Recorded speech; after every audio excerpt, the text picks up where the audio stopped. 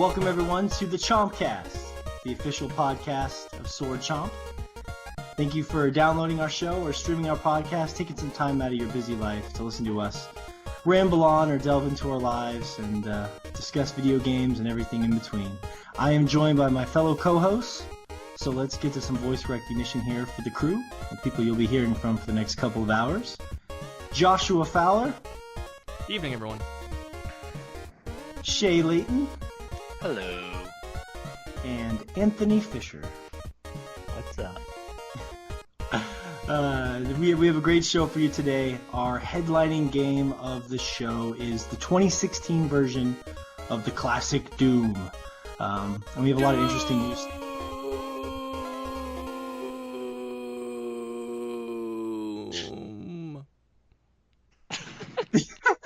It needed to be said. I was actually going to go deeper with it, like Doom, but I like yours too. I like that. Yeah. It really captures the vibe they were going for, I think. Yes, the essence, if you will. The essence of Doom. That sounds like a cologne or something.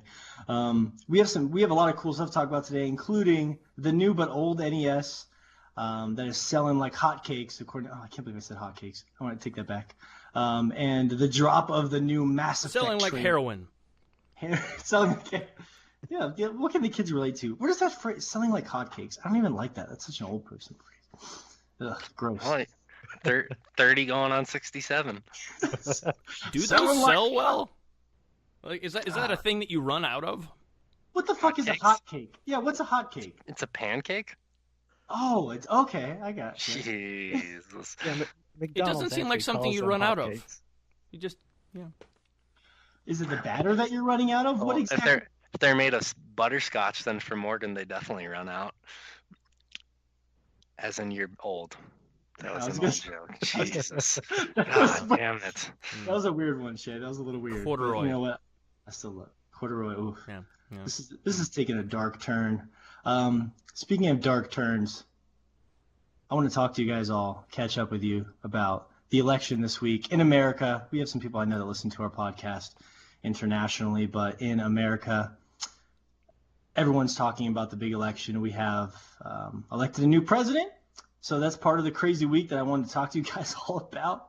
I'll throw it to you first, Josh. I mean, how have you been doing this week in the midst of everything that's been going on? Yeah, it's not as unexpected as most people think it was, unfortunately. But yeah. Well, you live in a red state, right? Well, not just that though. Like I try to keep up on polls everywhere else as well, and all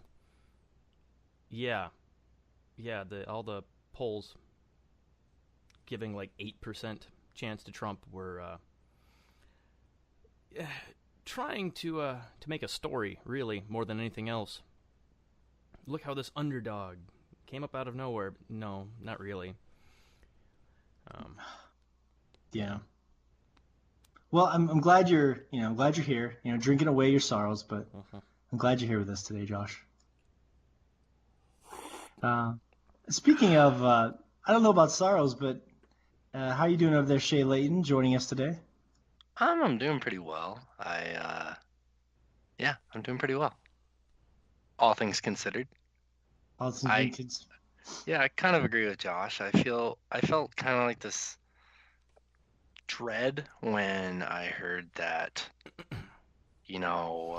Trump had become the front-running Republican candidate, and I was just like, he made it this far, he's probably going to be president, and I don't know why. I just got that vibe. I didn't want to believe it, but it happened, and it is what it is. I actually watched an interview with Bill Burr on, I think it was Conan today, and he was basically saying kind of what Josh said, like it was this huge, a lot of people acted like it was this huge shock, and it's like one of the most shocking things that's happened in American history, but at the same time, it's kind of not that shocking. I mean, our country, I feel like the average person wants a change from the current administration that's about to be rotated out, so kind of makes sense. Whether or not you agree with the changes is irrelevant at this point, and it's kind of one of those things you just got to accept at this point that's going to happen. As much as you do or don't want it, it's going to happen, and you just got to kind of do what you can to contribute to your own life and your own local government. And if it bugs you to that higher degree and you're that like polarized by it and that I guess prompted by it, maybe look into what you can do to hopefully um, help the rest of the situation out. I know that Trump is currently hiring certain people into certain positions. Like if you're very adamant about a certain thing, maybe apply for that and be able to talk with him about that, because obviously it's like a extreme scenario, but like do what you can from the small to the large and just ex- not necessarily accept it, but just realize it is what it is at this point, and we either work with it or work against it. Yeah, exactly. And shocked is a good word to describe it, as I know most people are. Fish, thanks for being with us here today, my friend. How'd you feel about everything? Were you shocked? Were you, I just think it's a joke, honestly. I just the whole time, like I was following the election night, seeing all the ballots coming in and seeing where the states were going with each candidate. I was surprised that Donald Trump was actually keeping it pretty close with Hillary Clinton. And back in my mind, I felt like Hillary Clinton was gonna win, considering the fact that she did get like the popular vote, but the way it goes with electoral slates and electoral college, how it works, they essentially have the last word on where the state stands, I guess. But yeah, I just see it as a joke because I really didn't care about either candidates. If this was like truly like a democracy, I feel like the Republicans and the Democrats shouldn't just pick like one nominee. They should just have anybody who has campaigned for presidency allow them to be on the ballot, even if they're another Democrat or another Republican. But I mean, so just kind of a big joke? Well, I mean, I think a lot of people feel the same way, Fish, about it being kind of a joke at this point. And that's, as we're just kind of opening the floor up here. I want to kind of introduce you guys, but I knew that's kind of a loaded question to introduce you all with, because everyone just has so much they want to fucking sound off on. Yeah, it's a bit scary of a situation that we're in with Donald Trump, essentially a billionaire who had a TV show, has no real, sense of governing this country, I would say. So it's a scary thought to see that guy sitting in the White House. Especially when he had better reality stars to be president as well. I mean, we could have had Dog the Bounty Hunter, guys. We could have had Dog the Bounty Hunter. Or old wrestlers, Jesse Ventura. I mean, he was in The Predator. He fucking took a big ass shot through the chest. Oh, The Predator. Well, I mean, this is the kind of a good way to open it up too, because I posted on the Instagram this morning about our show for anyone who had questions about either Doom or the election, because I knew we'd be talking about it a little bit. So I'm going to sneak one of these in here now, because one of our listeners said that he just wanted to know what was the first thought that went through your minds when you found out for sure that Trump had won. And I guess I'll answer that first, because I was watching it all, and you could kind of tell. To be honest with you, we didn't know for sure before I even went to bed that night, because election nights are like really fucking long. I realized that. I was like, it got to be like 11 o'clock where I live in Montana. And it wasn't even final. So I was just like, well, it looks like Trump's going to win, but I got to fucking go to bed. I know some people did, and some people stayed up all fucking night, and then they were like protesting and shit the next day, or they were just too wired just to sleep or what have you. But like, for me, it was like just a slow realization, like, no way.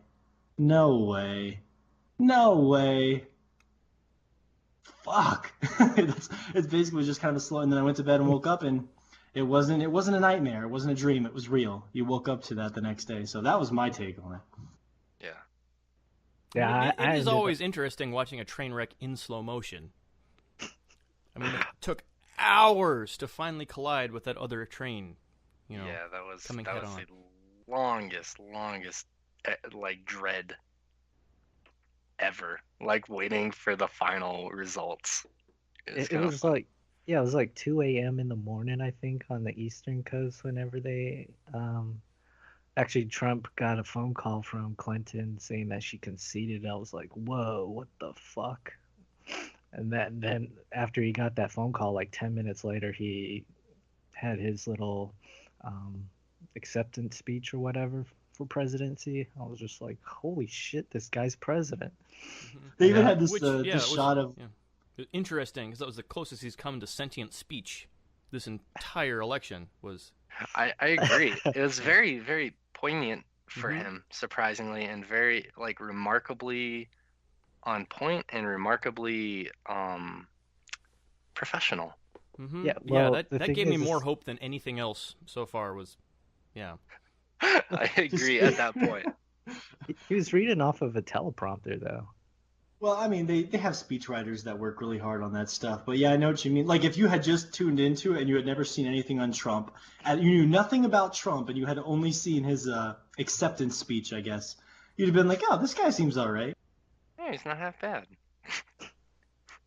Yeah. Well, let me tell you about the six. Well, it's about a couple years beforehand. That'll clip. No, but yeah, there was a lot of funny pictures of him like kind of watching in the news, and like even he looked surprised that he was winning. He's like, wait, fuck, I actually now have to govern a country. Right? So What maybe do I I should do? read a book. Yeah, just one. It's one. No, my first thought though was like, I remember waking up that morning because I had to teach English first thing in the morning, and I was just like, wow, all right. And so I'm sitting there teaching for the first few hours, and I'm like, and I'm gonna be honest with you, I was like, how many of these people fucking hate me right now because I'm American?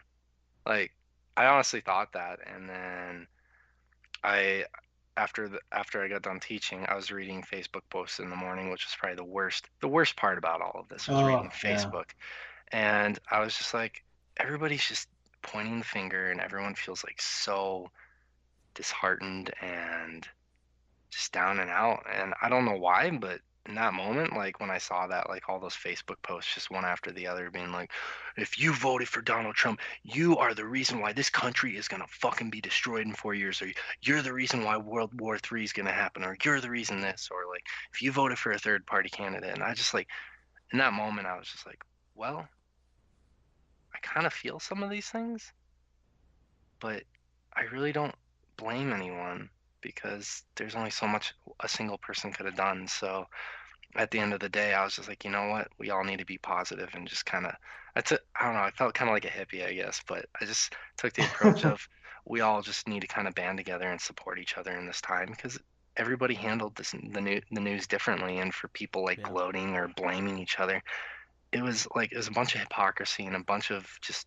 unnecessary um just finger wagging. And at that point, we should have all banded together, helped each other out, and just realized, okay, well, this is what's going to happen. We can't stop it. Let's figure out what we can all do together to make this easier on each other and to try and work the best we can with the government that we have. Well, that's the reality of the protests and things like that. And I want to just kind of want to talk to you guys about that too, because that's been the story over the past couple of days.